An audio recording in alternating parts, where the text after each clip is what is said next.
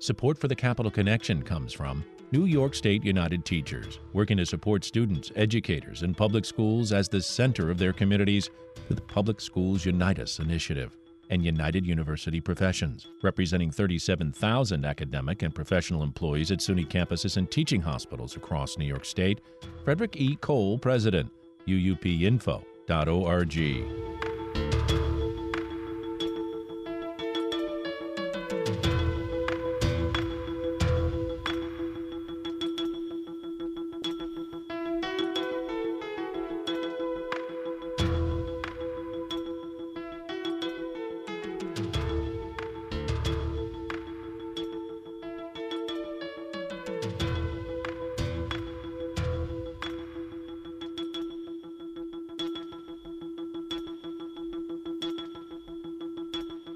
It's the Capital Connection. Hi, I'm David Gustino. With us this week is our old friend, and he's not old, really. Depends on how you define old. Well, I'll let you do it. Blair Horner, the Executive Director of the New York Public Interest Research Group, or NYPIRG. You can find out more at NYPIRG, NYPIRG.org. In the interest of full disclosure, Blair's done commentary for WAMC, serves on WAMC's Board of Trustees. He's back again. Blair, how do you define yourself? You're not old. Dinosaur in the age of mammals. That's the way I would describe it, So, yes, I'm in my 70th rotation of the sun. You are a long-suffering person who runs a Google group in Albany, who covers the legislature. Do you like that term, Google group? It's not the term that I coined, so I prefer civic organization, but that's public interest organization. That's anything, though. Just don't call me collect. Well, it really means good government group, so you should feel good about that. And, you just celebrated your 50th anniversary with the New York Public Interest Research Group back in October. I see you had your big celebration gala at the City Winery in Manhattan. Yep.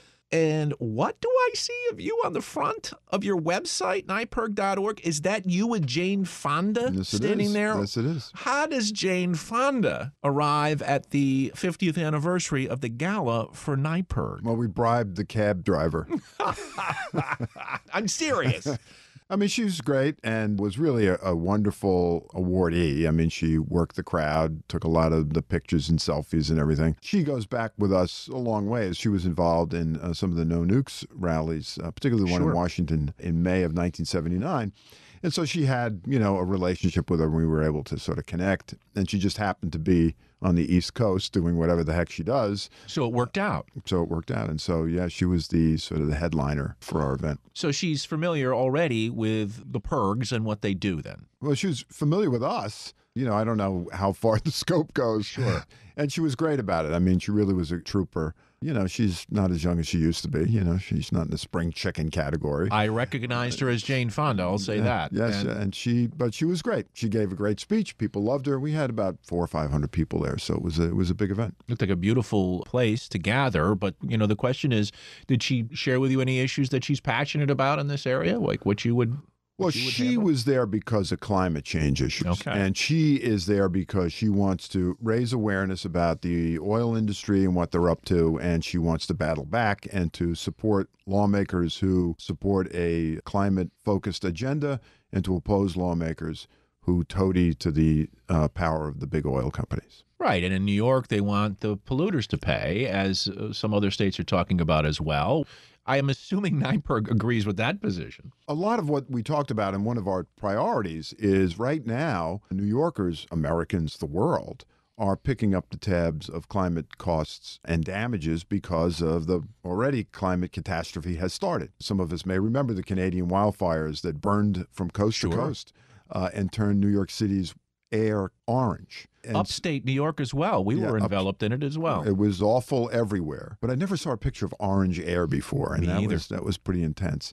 And so, sea levels are already rising, glaciers are already melting, heat is becoming more intense, storms are more catastrophic, and there's a cost to that. There's a sort of environmental cost and public health cost, but there's also a financial cost. And right now, in New York, Governor Hochul's design is to make New Yorkers pay. She's already spent $2.7 billion, our calculation, in terms of costs for climate damages and resiliency projects. This includes the Bond Act, I assume?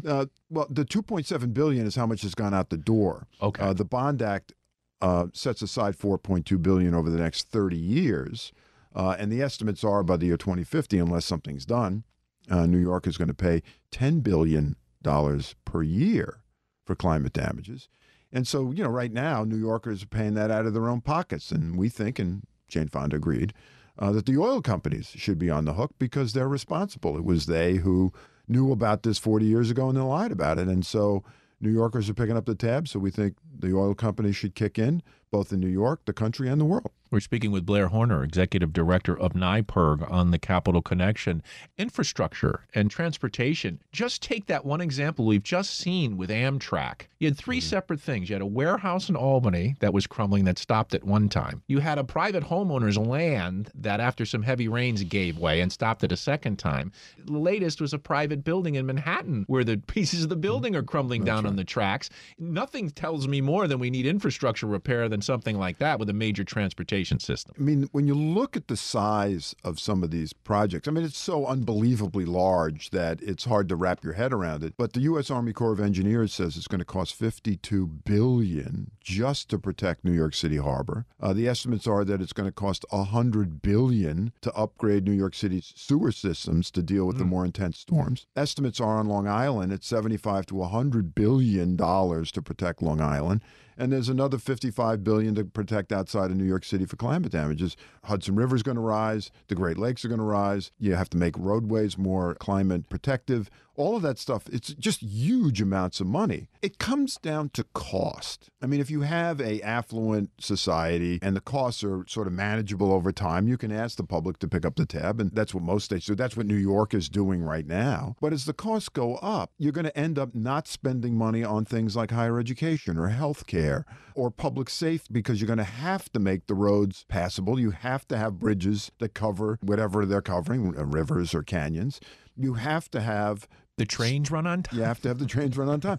All that costs money. It's going to cost enormous bucks. And we're hoping this year Governor Hochul changes her tune and decides to say, yeah, let's make the oil companies kick in on this because it's their fault. I don't know about you, but it seems like the amount of things that we need to do, not only with climate change, with all the other problems we have, whether it's in areas of education, healthcare, guns, we need a New Deal type of funding to deal with all of this. And that if you're going to pick and choose which problem to handle, what are we really accomplishing? Well, when you think about it, you'll think about also the massive debts that the country is rolling up. Ultimately, somebody has to pay for all that. Interest rates are going up, so it's harder for the feds to borrow to sort of cover these things. So, remember after World War II, the nation had a lot of debts because we had fought a ferocious war that cost a lot of money.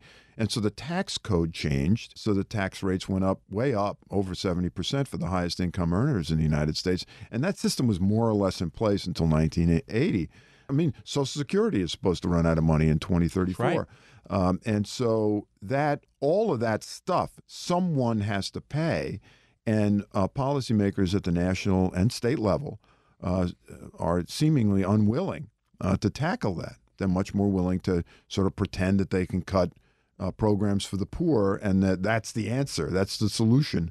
And that isn't a solution. That just tortures people that need help. And so ultimately, we're going to have to make Elon Musk and people like him pay more dough. And oil companies to pay more dough. Right now, they're making money hand over fist because of the war in Ukraine and the Middle East. We estimated from the period January 21st to the middle of this year, the biggest oil companies raked in $750 billion in profits, not revenues, in profits. So let's use that money. They're making it hand over fist. Let's use that money to help pay for infrastructure projects in the United States, New York, and the world. And should the other polluters pay as well? Now, we've seen PFAS chemicals end up in water systems, PFOA.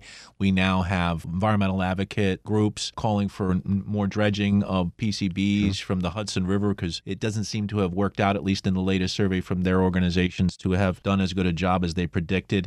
Then you have, as you said, sewage leaks, other things we have to deal with water. And I just heard Catskill Mountain Keeper is fighting a proposed methane, pulling methane out of the ground in a hydrofracking type of proposal. So, there's always the pollution, but then where's the enforcement and who's going to pay? Yeah, I mean, the feds and the state do have a program called Superfund. which makes puts the polluters on the hook for basically ground contamination. So that's where GE's on the hook for the Hudson River. That's where various companies will be that dumped Teflon-related PFAS chemicals into the ground, ends up in drinking water. That's where they're on the hook.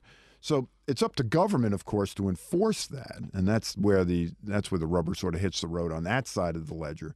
But there is no similar program for climate damages, and that's what we're hoping to get in New York.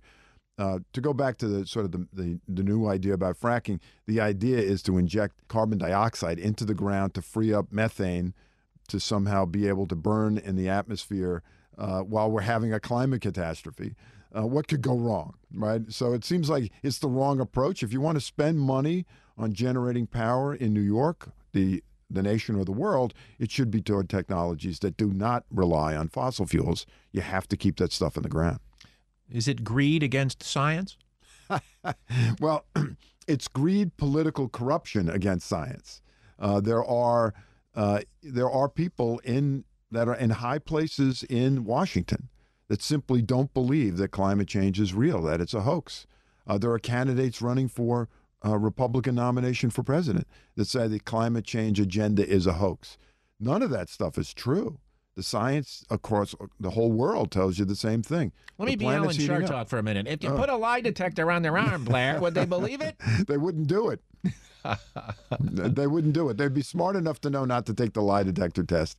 But the fossil fuel industry funds one political party in America, and they are doing the same kinds of things all around the world. The whole idea is to sort of erode public support for a green agenda or a green economy, and to keep saying that it's not affordable, and you hear that being mouthed all the time in New York, that it's not affordable, and they just whistle past the graveyard of, well, what are the costs of not doing anything?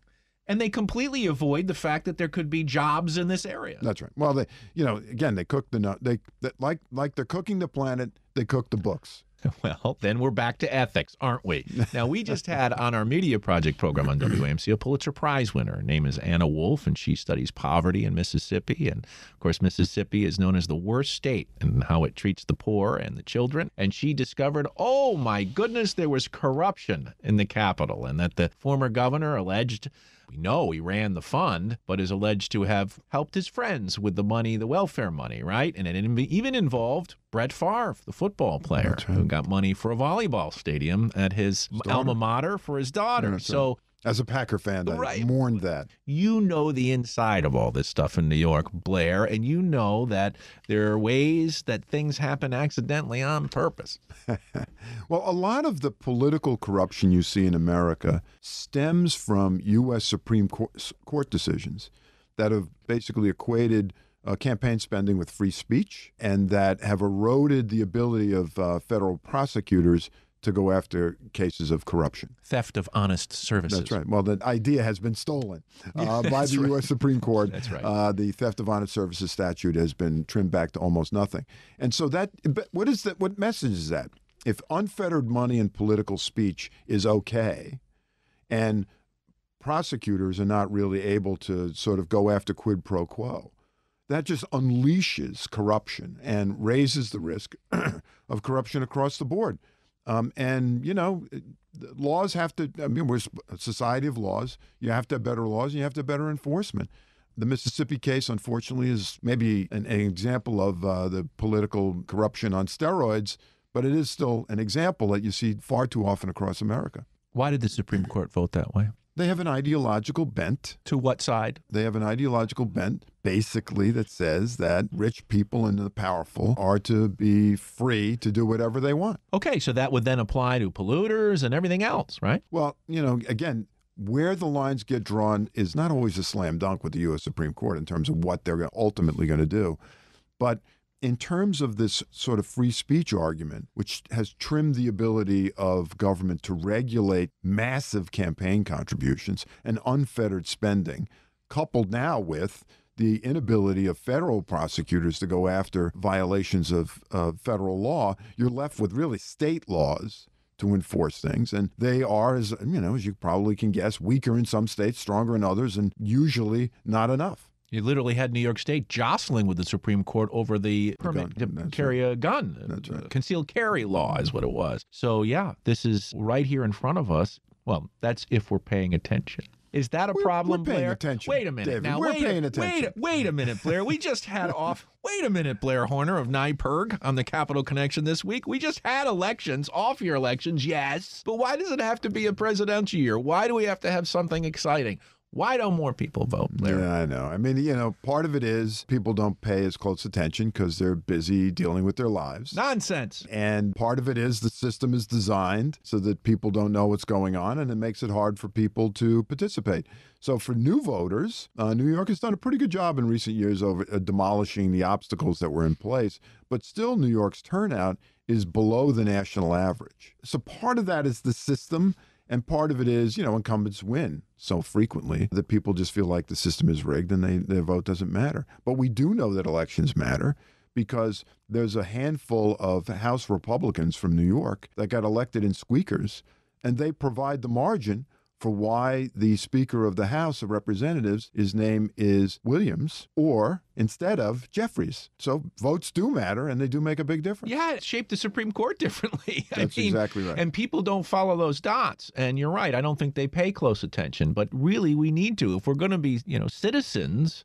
And I think what's happened is sort of a turning away from our institutions, whether it's politics, education, healthcare, science, the deep state. We seem to be cynical about all of it. And That's right. And we're willing to just say we don't want to trust any of it. So how do we survive as a society? Yeah. I mean, it really, we don't want to go down a too depressing rabbit hole, David. I understand. We'll get to positive in a minute. But it does matter, just to go back. I mean, there's a difference in Ukraine aid because of a handful of squeaker elections in New York. There is a difference in terms of whether or not there are restrictions that are allowed by the U.S. Supreme Court on, assault-style weapons. There is a difference in terms of policy. Now, however the listeners of this show view those issues, those decisions are made by a relatively small number of voters in a relatively small number of congressional districts in New York. Yeah. That is the difference in terms of public policy at the national level right now. In many ways, abortion's on the ballot for coming elections as well. There'll be a constitutional amendment question in New York related to equal rights in 2024. Well, and so, one of the areas that we always struggle with in voting is young people. But one of the good things, see, here I'm getting positive here, Blair, for a minute, is that New York passed a law that put polling places on college campuses. Now, I, do the informal survey with my students, about are you registered? And we still get some, professor, I'm going to, but I'm hearing anecdotally at least that more students are voting if you put the voting booth closer to them. Well, of course, making it easier to vote is a better way to make sure that people vote than making it harder for people to vote, right? So that sort of No, it's a privilege, Blair. It's a privilege. That's to actually vote. in New York State. It's a constitutional right. And so I just wanted to get the other side. That's all right. It's all right. But if you don't make it easy for people to register and therefore benefit to be able to vote on campus. So, for example, if you're at an upstate school and let's say you went to high school on Long Island and you came upstate, the normal, easiest way to register to vote is through the Department of Motor Vehicles. But they populate your voter registration form with the address from Long Island. Yep. And so if you're upstate and you're not paying attention because it's the first time you ever chose to vote and you're registered to vote, but it's for Long Island, but you're living in Hamilton, New York, you may not know that you need an absentee ballot. You may think because there's a polling place on campus that you can just vote there, but you would be wrong. So there needs to be more education of new voters to understand how the process works so they can make a choice. I mean, they live 8 months in Hamilton, in our hypothetical example. Students are counted as living there for redistricting purposes. They pay taxes in terms of sales tax. If they choose to want to say they want to register to vote there, then they should be allowed to do that. Just like if you're a senior citizen and you're living and you have a second home in Florida, you can control where you register to vote. You can't vote in both, but you can register in one of them. All right, I want to go back to ethics reform because I missed the obvious question, which is you've recently written about 2024 and what could be coming in that area. What do you expect on ethics reform? I have my doubts that any real progress will ever be made, but will we get a unbiased arbiter in all this? Yeah, I mean, their efforts to claw back what they describe as his ill-gotten gains from the $5 million book deal. And he's challenging that by saying that the way that they're organized, the ethics agencies organized under the law, is unconstitutional. If the court rules in his favor, that blows up the ethics agency, and then you have a much larger conversation that would occur to figure out how do you deal with the ramifications of that. But absent that, I think that most of whatever ethics issues will emerge will be in response to what the state ethics agency advances or issues around how the state's new campaign finance voluntary system of public financing is playing out going into its first election cycle. I think that's where the rubber will hit the road in that area in terms of what ethics reforms would look like. More small bore unless the courts blow up the ethics agency. How much is the fact that legislators in New York are part-time impact the potential for maybe not so honest services? Well, they have changed the system a bit when they gave themselves these massive raises. They are now making, I think it's around $140,000 for what they say is a part-time job. And there's no meaningful restrictions on outside income currently, although there are some that do go into effect starting in 2025. So the elected class of 2024, whatever they do, there will be some restrictions in terms of their ability to have outside income. What will they be, Blair? Do you know? Well, it's limited to a certain amount of money. I believe it's 25% of the legislative salary. So they can work as a professor at SUNY Albany as an adjunct. Easily below the threshold there. And teach an adjunct class or two. But they wouldn't be able to really be a partner in a law firm. Got it. Or be dealing with working in a hedge fund or something like that. Which is where some of these issues are. That's exactly right. And I mean, even the very powerful speaker, Sheldon Silver, found that out. That's right. Well, that's what tripped him up, was outside income in terms of a law firm that nobody knew he was involved in.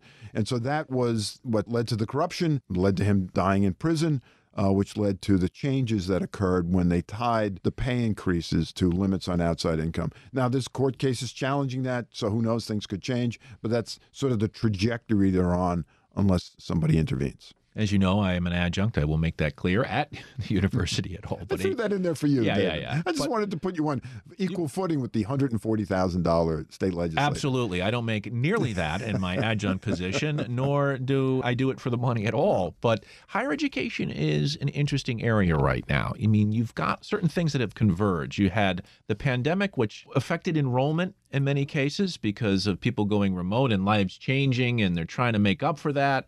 You've got some campuses, some small campuses, having to either close or readjust to their new size.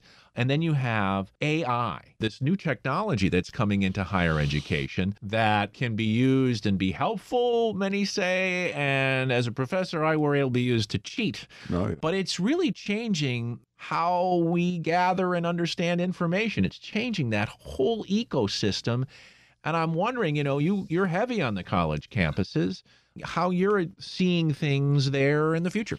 In a sense, you're talking about two different kinds of things. One is sort of what the futuristic side of it, Chat GPT and other AI instruments to be used both to help with research, but also to game the system. Well, let's just put that aside for the moment.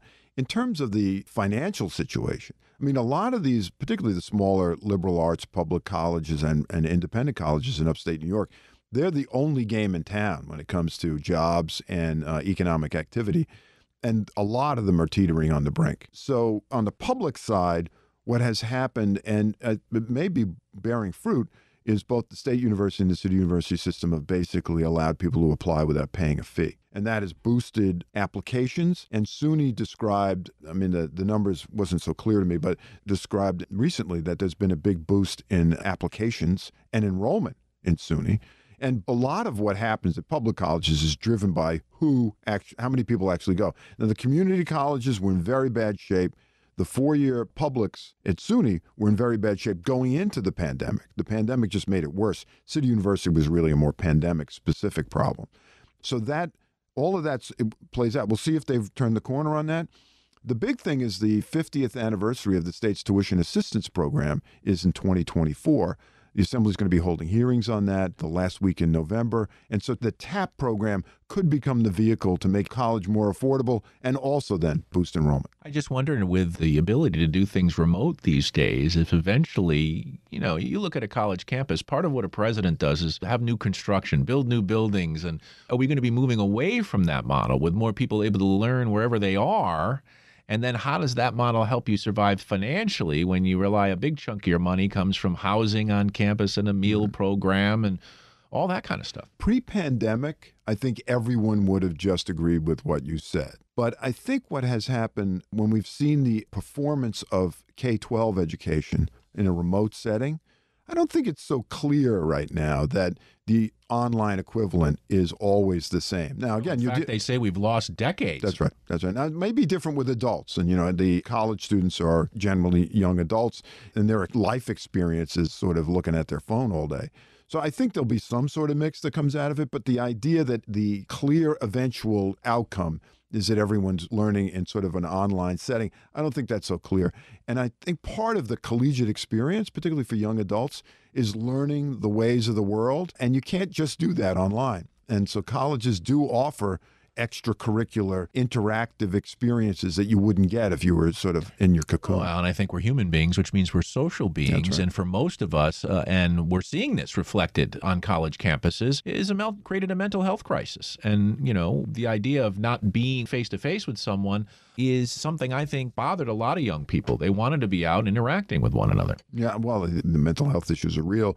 But in the backdrop of a worldwide pandemic that shut down the planet for a year and the obvious problems as a result of climate change, you put a lot of that stuff together. And if you're a young person, the future can look grim, but that doesn't mean you have to stay grim. It's important to fight for changes, because if you effectively fight for changes, we may be able to avert the worst of climate change and make a better world as compared to one that is sort of a dystopian future. He is Blair Horner, the executive director of the New York Public Interest Research Group, or NYPIRG. You can find out more at NYPIRG, NYPIRG.org. Blair, it's always a pleasure to talk to you on the Capital Connection. And I know, because I know I'll ask you, and I know you'll say yes, that you'll come back again some other time. Your wish is my command.